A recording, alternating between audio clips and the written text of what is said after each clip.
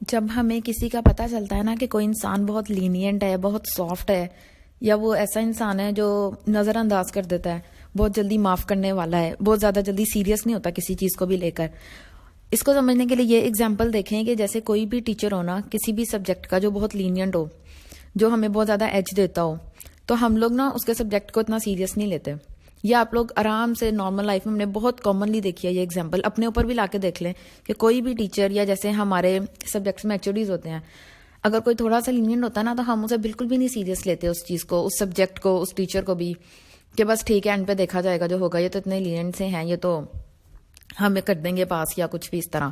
تو اللہ تعالیٰ جب ہمیں کہتے ہیں نا کہ الرحمن الرحیم، میں بہت مہربان، بہت رحم کرنے والا ہوں، تو اللہ تعالیٰ نا بالکل اگلی آیت میں نا انسان کے اس گمان کو ختم کر رہے ہیں کہ یہ نہیں سوچنا کہ بس ٹھیک ہے اللہ تعالیٰ تو بڑا مہربان ہے، بڑا رحیم ہے، تو اب ہم دنیا میں جو مرضی کریں، آخرت میں اللہ تعالیٰ نے نا بس کیونکہ وہ رحمان ہے ہمیں بخش دے گا اور ہم جنت میں چلے جائیں گے. اگلی ہی آیت میں اللہ تعالیٰ اتنے پیارے الفاظ میں کہہ رہے ہیں کہ مالکی یوم الدین. یوم الدین کا مطلب ہے کہ بدلے کے دن، مالک ہے وہ، بدلے کے دن کا مالک. دیکھیں اس میں یہ نہیں کہا گیا کہ قیامت کے دن کا یا حساب کے دن کا، بلکہ کہا گیا بدلے کے دن کا. بدلے کا دن کا کیا مطلب ہے؟ کسی چیز کے بدلے کا کیا مطلب ہوتا ہے؟ اس کا مطلب یہ ہے کہ جو ہم نے کیا ہے نا وہی ہوگا، بالکل ٹٹ فار ٹیٹ. اگر آپ نے ایک نیکی کی ہے تو اس ایک نیکی کا بدلہ ایک نیکی کے ایکول ہی ملے گا آپ کو. بدلہ ہے بالکل ایکول، حساب کے ساتھ بالکل برابر سب کو ملے گا. دنیا میں جو بوتے رہیں گے قیامت کے دن وہی کاٹنا پڑے گا. اللہ تعالیٰ رحمان ہے، رحیم ہے، اس میں تو کوئی شک نہیں، لیکن اس کا ہرگز یہ مطلب نہیں ہے کہ ہم دنیا میں اپنی مرضی سے جیسے مرضی کر سکتے ہیں، ہم اس کا حکم ہی نہ مانیں، کسی بات کو امپورٹنس نہ دیں اور اپنی مرضی سے زندگی گزار لیں اس وہم و گمان میں کہ کیونکہ وہ رحمان ہے تو بس وہ آخرت میں ہماری ہیلپ کرے گا، ہمیں بخش دے گا اور ہم سیدھا جنت میں چلے جائیں گے. ایسا بالکل بھی نہیں ہے، بلکہ اللہ تعالیٰ تو کہہ رہے ہیں کہ میں تو مالک ہوں آخرت کے دن کا، جس دن بدلہ دیا جائے گا. اور اس میں ایک اور چیز آتی ہے جو ہمیں پتہ ہونی چاہیے کہ دیکھیں یہ کیوں کہا اللہ تعالیٰ نے کہ آخرت کے دن کا مالک یا بدلے کے دن کا مالک. وہ تو ابھی بھی مالک ہے دنیا میں بھی، صرف آخرت کے دن کا تو نہیں ہے. اس لیے کہا گیا کیونکہ دنیا میں نا کچھ بہت عارضی بادشاہ ہوتے ہیں یا کچھ ایسے ہوتے ہیں جن کو اختیار اللہ تعالیٰ نے دیا ہوتا ہے دنیا میں. قیامت کے دن ایسا کوئی اختیار کسی کے پاس نہیں ہوگا. ساری بادشاہت، سارے اختیار، ہر چیز کا مالک، خالق، سب کچھ صرف اور صرف اللہ تعالیٰ ہوگا. اس دن جیسے دنیا میں ہوتا ہے نا ماں باپ کا حکم ماننا ہوتا ہے اولاد نے، یا جیسے ٹیچرز ہوتے ہیں جن کی ہم نے بات ماننی ہوتی ہے یا جو ہمیں حکم دے سکتے ہیں، اور دنیا میں ایسا ہوتا ہے جیسے جو بادشاہ ہوتے ہیں وہ اپنی رعایا پر حکم چلاتے ہیں، انہیں بتاتے ہیں کہ انہوں نے یہ کرنا ہے، یہ نہیں کرنا، اور ہم لوگ ان کے حکم ماننے کی پابند بھی ہوتے ہیں. قیامت کے دن صرف اور صرف اللہ کی ذات ہوگی. جتنے بادشاہ ہیں دنیا میں، جس کو جو اختیار دیا گیا نا، سارے اختیارات ختم ہو جائیں گے. اس دن صرف اور صرف اللہ تعالیٰ کی ذات ہوگی. اور اس دن ہر انسان کو، حضرت آدم علیہ السلام سے لے کر قیامت کے دن تک جتنے لوگ آئیں گے نا، چاہے وہ گناہگار تھے، چاہے وہ نیک تھے، وہ انبیاء تھے، وہ عام لوگ تھے، کوئی بھی تھا، ہر انسان نے حساب دینا ہے اور اس کو پورا بدلہ دیا جائے گا. اور اس بدلے کے تحت جو اس کی جزا یا سزا بنے گی وہی اس کو ملے گی. سب سے یہ پہلی آیت میں اللہ تعالیٰ نے اپنے آپ کو، اپنی بادشاہت کو، اپنی اختیارات کو بتایا. اس کے بعد بتایا ہے کہ میں کتنا رحمان اور کتنا رحیم ہوں، اور ساتھ ہی پھر اینڈ بتا دیا کہ ہمارا اینڈ کیا ہے اللہ تعالیٰ، اور کیا ہے کہ جو ہمارا اینڈ ہے اس دن کا بھی مالک اللہ تعالیٰ ہے، قیامت کے دن کا، بدلے کے دن کا. جب ہمارے سامنے یہ سچویشن آتی ہے نا، ہمیں پتہ چل گیا اچھا یہ ہمارا سلیبس ہے، یہ ہمارا ایگزامینر ہے اور یہ ہمارا ایگزامینیشن کا سارا سسٹم ہے، یہ سب کچھ.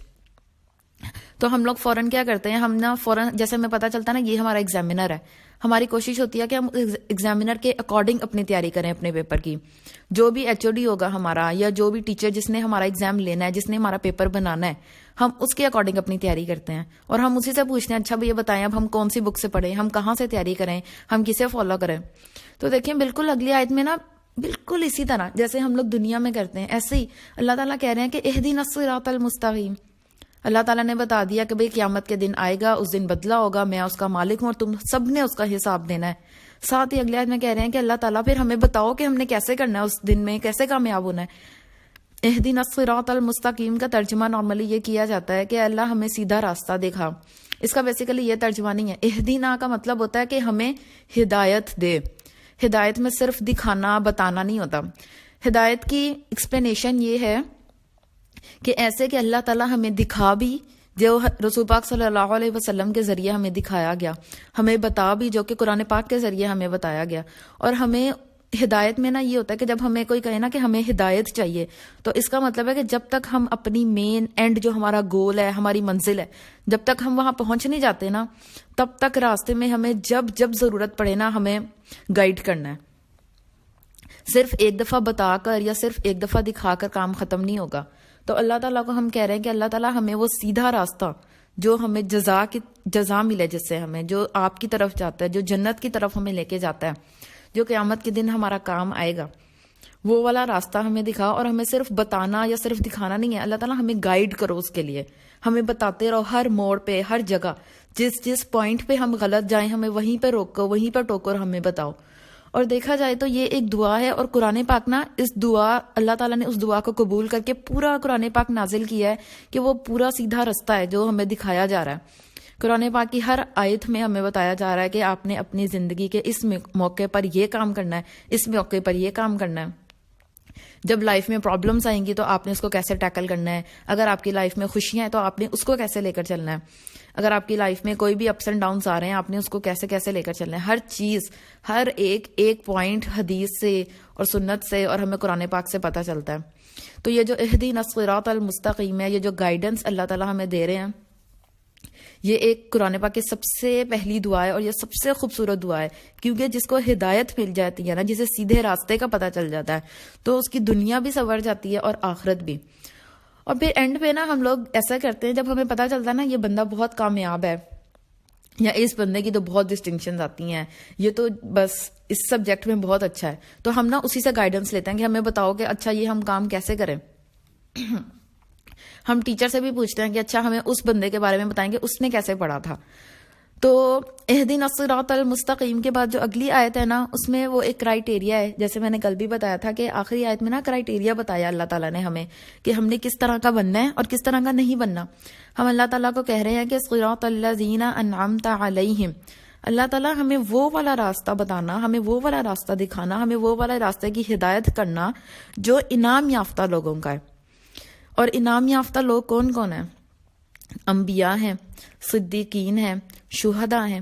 اللہ تعالیٰ کے وہ نیک لوگ ہیں جنہوں نے اپنی پوری زندگی اللہ تعالیٰ کے لیے وقف کی ہے, جو اللہ تعالیٰ کا کلام پڑھنے والے ہیں, اسے سننے والے, سمجھنے والے, اس پر عمل کرنے والے ہیں. تمام نیک لوگ دنیا میں جتنے بھی نیک لوگ ہیں نا, جو اللہ تعالیٰ سے ڈرنے والے ہیں, تقوی رکھنے والے ہیں, سچ بولنے والے ہیں, وہ ہدایت پر ہیں.